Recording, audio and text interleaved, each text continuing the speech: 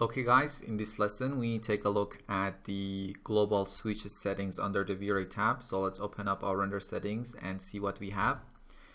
As most of these options are extremely self-explanatory, I'm not going to explain each option using examples unless it's necessary.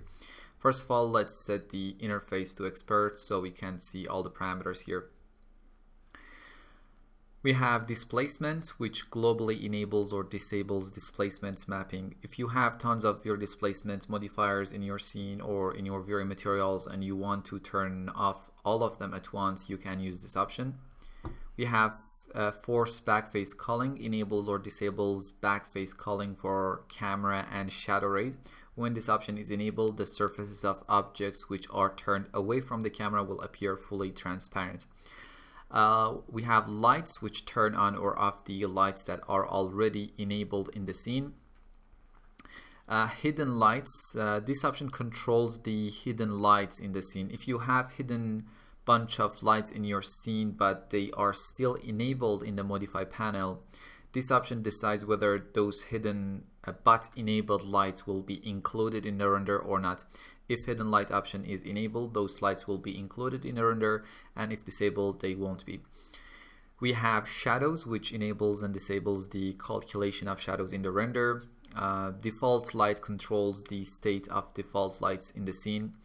By default, it's set to off with GI when basically when global illumination is disabled and we don't have any other lights in the scene, there would be a default light to lit the scene. And if set to off, the default lights will be off always no matter what. And if set to on, default lights are always switched on when there are no lights in the scene. So if I turn off all the lights in the scene by disabling the lights option and set the default lights to on and render the scene,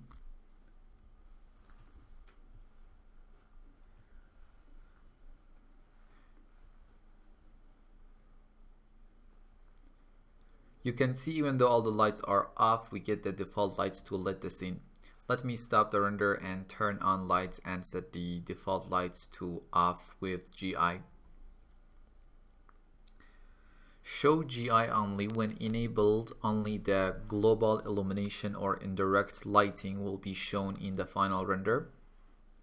If I open up the frame buffer in the first render, show GI only is turned off, which is the default state, and in the second render it is turned on and we only get indirect lighting, basically only global illumination.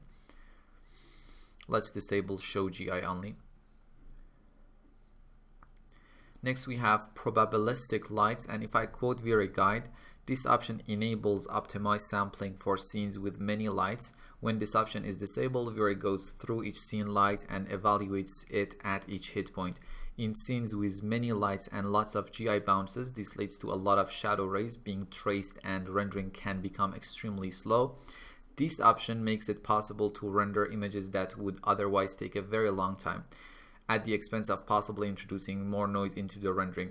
When this option is enabled, V-Ray randomly chooses the specified number of lights and evaluates only those.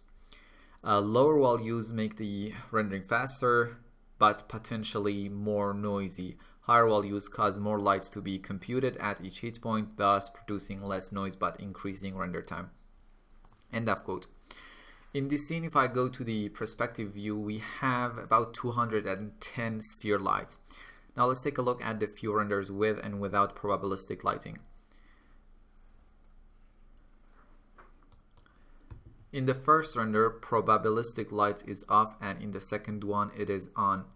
I used progressive image sampler and the render limit was 3 minutes for both of these two renders, and as you can see in the render with probabilistic lights on, we get a cleaner render. Next we have don't render final image, and we use this in the GI section, and when this is enabled, only the GI maps like irradiance map, light cache will be calculated and the final image won't be rendered.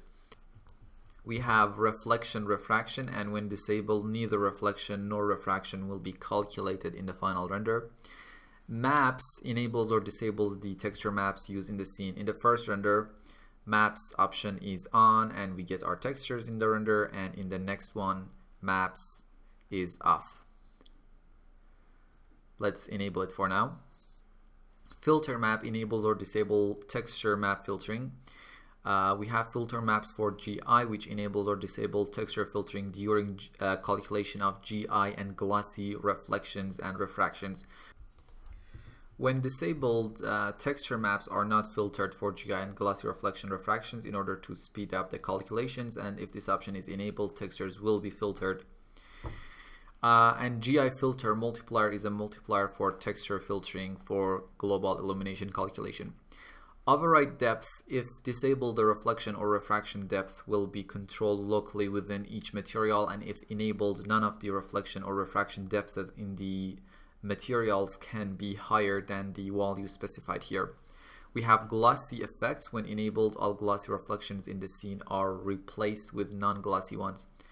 And you can use this, for test renderings if you want to speed up the rendering in those phases. As you can see in the frame buffer, in the first render, glossy effects is on, and in the second one, it is off.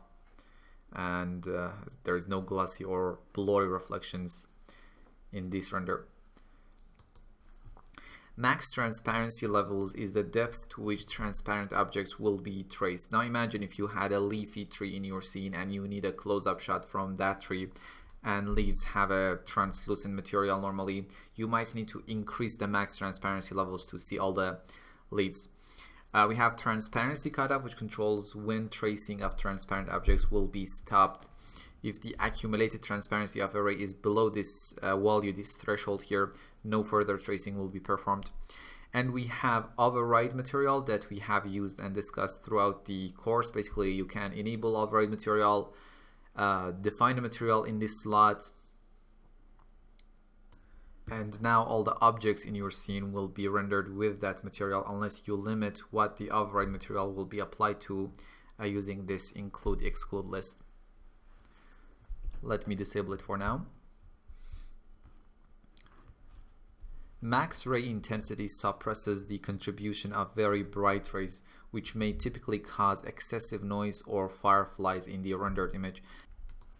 Fireflies are those very bright individual pixels here and there. I think max ray intensity is on by default. For the next renders, I deleted 2/3 of the sphere lights in the scene. In the first render, max ray intensity is on and set to 20. And in the second one, it is off. You can see when it is off, we get very bright pixels here and there, and when max ray intensity is on and set to 20, we get rid of some of those very bright pixels or fireflies, but not all of them. In the next render, max ray intensity was set to 10, and now we get fewer of those fireflies. And in the next render, it was set to 5, which basically clears out those fireflies, even though possibly 10 would have been enough if we rendered the scene for a longer time. And if I compare the render in which max ray intensity was off and the one with max ray intensity set to 5, in that one, you can clearly see the difference. For now, let's set the max ray intensity to 5. Secondary rays bias is a small positive offset that will be applied to all secondary rays. This can be used if you have overlapping faces in the scene to avoid the black splotches that may appear. And we have legacy, sun, sky, and camera. And when disabled, which is the default state, V-Ray will use the improved and more accurate models. And if turned on, V-Ray will switch to the old sun, sky, and camera for, you can use this for compatibility issues if you loading an older scene or something like that. And we have 3ds Max photometric scale. When enabled, it aligns the V-Ray light, V-Ray sun, V-Ray sky, and V-Ray physical camera to the photometric units used by 3ds Max and its photometric lights. Okay, so that's about global switches rollout, and I will see you in the next lesson.